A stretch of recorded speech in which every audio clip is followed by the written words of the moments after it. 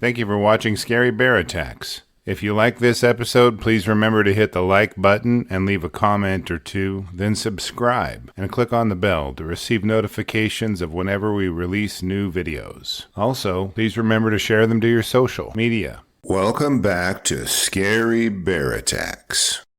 Today's episode transports us to the rugged wilderness along the middle fork of the Salmon River in central Idaho. This area is characterized by its dramatic river canyons, rocky outcroppings, and lush riverbanks that have withstood the test of time. The climate here in mid-July is typically warm during the day with cool, refreshing evenings. A perfect setting for outdoor adventures, albeit with hidden dangers. This area is called the Frank Church Wilderness of No Return, named after the U.S. Senator who represented Idaho in 1980 when the wilderness was set aside for preservation. I can't say the wilderness designation was necessary to keep development out of the area because it is an extremely rugged location with scant access, and that only seasonally. The river corridor is lined with a mix of mature ponderosa pines, stately lodgepole pines, and a scattering of cottonwoods that lend the landscape its rugged charm. Underneath these giants, you can find hardy shrubs like sagebrush, wild currant, and bitterbrush, which thrive in rocky soils. Adding bursts of color to the terrain are berry bushes such as wild huckleberry, serviceberry, and wild raspberry, which attract not only human foragers, but also local wildlife, like deer, elk, and of course, the resident black bears. On July 13, 2002, 40-something Greg Stalnaker was enjoying a 6-day guided whitewater rafting and fly fishing trip along the Salmon River, right through the wilderness in central Idaho. Greg came to Idaho from Jefferson, Maryland, where he and his wife, Christine, lived. An avid outdoorsman, known for his love of fishing and river adventures, set out seeking both peace and the thrill of nature. He embarked on this guided trip with a group of 22 fellow adventurers, determined to explore the pristine river landscapes. Greg was enjoying the trip with his lifelong friend and fishing guide, Lyle Royston. The men had spent quite a while planning out the fishing trip and were excited to enjoy having the remote river to explore. Although experienced in backcountry fishing, no source indicated that Greg, Lyle, or anyone on the fishing trip packed bear spray or a firearm for protection on the trip.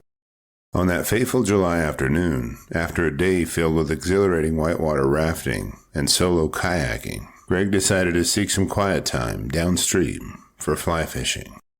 Greg invited Lyle, who agreed to join him in a few minutes.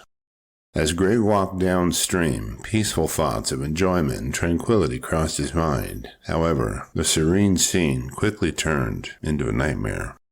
Greg walked a few hundred yards downstream along the rocky dry trail near camp when a sudden commotion drew the attention of the remaining campers. Lyle approached the group and asked what they were looking at, as they stared down the same trail they'd watched Greg walk down not 5 minutes prior. They responded that they were watching a bear. Just ahead of the bear, Greg was coming back into view after following the bank behind a large boulder. Soon the bear disappeared behind that same boulder, meaning it was now about 30 yards behind Greg. As Greg meandered down the rocky trail, he kept an eye out for rattlesnakes, as they're common in the area. Walking to a stand of brush, he flushed some grouse and turned to watch them fly. Focusing on the gliding grouse, a dark shape blurred in the background. Greg quickly directed his gaze back to the shape and could see a large black bear standing on his hind legs and staring at him from about 30 yards away. After a few seconds, the bear dropped to all fours and bounded in Greg's direction before slamming on the brakes and pulling up in a bluff charge. Now Greg wasn't too concerned, as he'd run into bears on other fishing trips. He waved his flyrod above his head and yelled, expecting the bear to run away, as all the others had. But this bear had been following him for a few hundred yards, and wasn't afraid of Greg's motion and noise.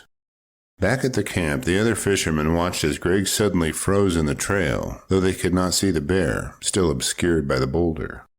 Suddenly Greg turned and dashed in the opposite direction, followed by the massive black bear. The guides of the fishing trip knew that they had to get to Greg, and the fastest way to get there was to float downstream toward him. They piled into the kayaks and paddled strenuously as they bounced down the rapids. As the kayaks were headed in his direction, Greg slipped and stumbled up a small rise, trying to evade the bear. Greg yelled repeatedly for help as he did his best to stay ahead of the big bear. Staring at the bear, Greg waited for the bear to back down. Instead, it lowered its head, pinned its ears back, and raised its hackles before charging toward him again. He could tell this was no bluff charge.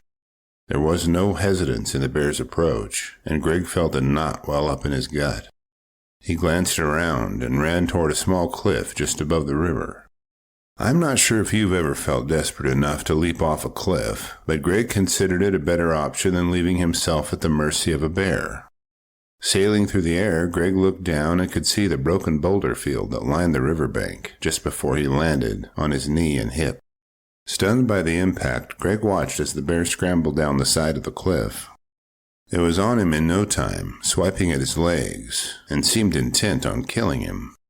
The bear held up one of its paws while studying Greg for a vulnerable place to strike. Greg used his flyrod as a cudgel, but it had no impact on the angry bear.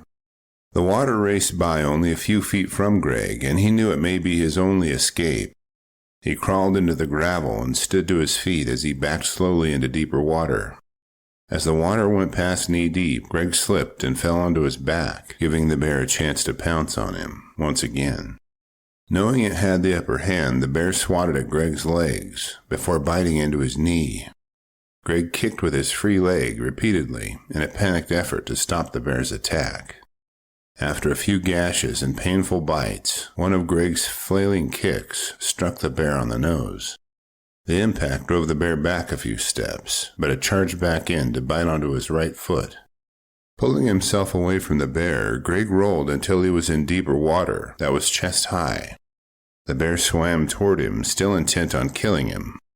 Before the bear could get to him, Greg realized that he had to move into the swift current a few feet away and let it carry him toward the rapids downstream before the bear attacked him again. Lyle and the other guides paddled their kayaks to where they last saw Greg, only to find nothing. Suddenly they heard him yelling for help and saw him standing in an eddy with the bear closing in. Paddling toward him frantically, they soon surrounded Greg as he faced off against the bear. Using their paddles to smack the water near the bear, they also pulled rocks up from the river bottom and hurled them at the bear. This tense standoff lasted for around 5 minutes before the bear dashed back toward the shore. Once on land, the bear paced back and forth for several minutes before leaving. Greg waded back to shore after the bear departed. Given he was without a kayak, he had to walk back along the trail the bear had departed on. With several bite wounds on his legs and feet, as well as numerous slash wounds on them, he limped his way slowly back to camp without further incident. He was mostly just relieved to have survived the attack and have it behind him. Having heard of the attack, one of the guides back at camp prepared bandages and dressings for Greg's wounds. His training as an EMT would come in handy in patching Greg up until he could be brought to a hospital. A second guide immediately departed to a neighboring fishing camp in hopes of finding more help. At the next fishing camp, the guide managed to find an emergency room physician who immediately agreed to help. Making his way to Greg's fishing camp, the physician examined his wounds and found them to be non-life-threatening. His main concern was that infection might set in, but in another case of amazing providence, one of the fishing party volunteered to give Greg his antibiotics. Several guides discussed arranging a flight to take Greg to a hospital, but he decided to override their decision, stating he would finish the fishing trip.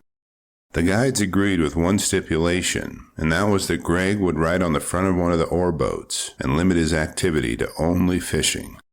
The bandages would need to be changed each day, as well as cleaned for him to stay. After the excitement wore off a bit, the fishing camp settled down into the normal routine for the evening. During the night, the black bear returned to camp, but was run off by camp guides, yelling at it. Just before dawn, it visited one last time, before disappearing. Idaho Department of Fish and Game officers arrived at the fishing camp the next day, after the alarm was raised regarding Greg's attack. They searched for 2 days in the area, but couldn't find the bear, and didn't have any way to tell it from any other bear. About 1 week later and a few miles upriver, another fly fisherman was bitten on the hand by a bear. That bear was destroyed and was a different bear than the one that attacked Greg. That bear tested negative for rabies. There's never been a documented case of a black bear with rabies in Idaho, but Greg was given a round of rabies shots as a preventative measure. As for why the bears attacked Greg and the fisherman a week later, officers developed a theory to explain it. They noted that in the year 2000, the same stretch of river had experienced a devastating wildfire. Both attacks were along the 10-mile stretch of river that was scorched. Berry bushes growing along the river were least impacted by the fire, which may have brought the bear in proximity to the fishing camps. It took 4 more days of floating before the fishing trip ended. Greg finally called his wife and explained that he had an incident with a bear. He explained that there was no question that God was watching over him. After hearing his harrowing tale, Christine indicated that the Lord had protected him, and for that, she is very thankful. Despite the chaos of the attack, Greg's resilient spirit shone through as he humorously recounted the incident later, even noting the loss and subsequent recovery of a watch, his favorite cap, and now jokingly dubbed his lucky cap, and his cherished LL Bean flyrod. As for the bear, I could find no source of any action being taken against the bear, despite its predatory behavior. If wildlife officers could locate a bear, they'd have no way to know it was the bear that attacked Greg, so they really couldn't do much about it. It wasn't protecting a cached animal carcass, and there was no mention of cubs being seen in the area. Speaking of cubs, our Cub Tier membership on Patreon, linked below, will give you ad-free early access to our episodes, and the $3 per month goes a long way in helping me continue to produce educational and entertaining content like this. Idaho is a vast state covering over 83,000 square miles and is home to a thriving population of black bears that roam its extensive forested and mountainous regions. While precise numbers vary, the state's bear population is robust enough to warrant ongoing monitoring by wildlife officials.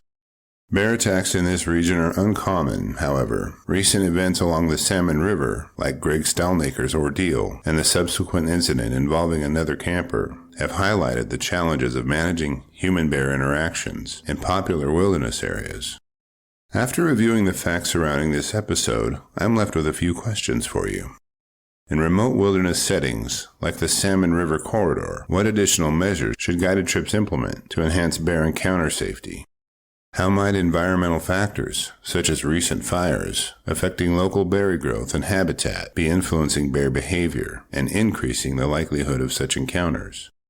How desperate would you have to be to consider jumping off a cliff and swimming into rapids in the river of no return? I will gladly read and reply to your thoughts, so post them in the comments section below, and let's talk about it. Thank you for watching Scary Bear Attacks. If you've enjoyed this episode, please consider clicking on the like button and clicking on the bell icon. We'll help you know when we post our new episodes. Posting our video links to your social media profiles furthers awareness, and it's fun. We slashed our prices in our merch store, linked below, so check out the bargains there while you shop. As a member of our human community, remember to adventure bravely and be careful out there, especially in bear country.